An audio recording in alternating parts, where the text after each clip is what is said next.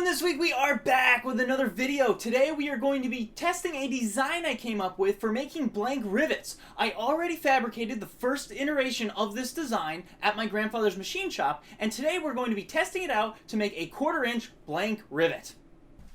Okay, so here's what we're working with today. You'll notice that I've pre-drilled a hole into each of these billets. Now there's 3 different sizes that I'm working with here. I'm using 1/4 inch, 3/8, and 1/2 inch.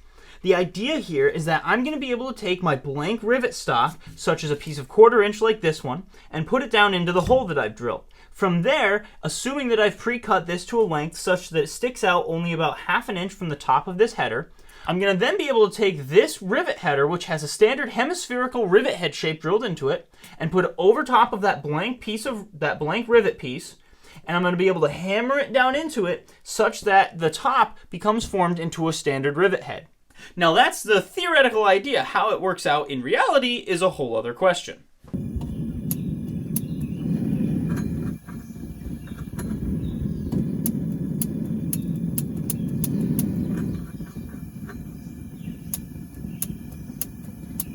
That burner on the left over there is not running right. I'm gonna have to go in and maybe clean it or something, I guess.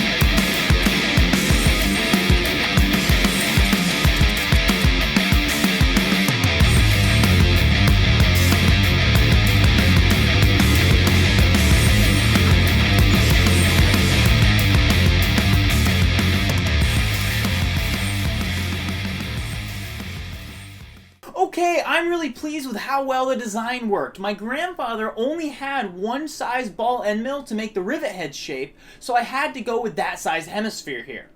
I think I'm going to do some volume calculations to figure out the ideal amount I want the piece of stock to stick up out of the tool to make the perfect size hemisphere or rivet head that I want for each individual given size rivet. The size of the hemisphere on the header was way too big for a 1/4 inch rivet, and that was very evident with the first attempt that I did that got completely messed up right off the bat, and I had to be a lot more careful with how I struck my hammer with the second one, and that's how I got a successful rivet out of it. I think I'll try that size rivet header with the 3/8 size rivet next time I mess around with blank rivets. Okay, that's all I have for you this week. Thank you so much for watching. I hope you enjoyed the video. Please consider leaving a like and subscribing if you did. And I will see you next week.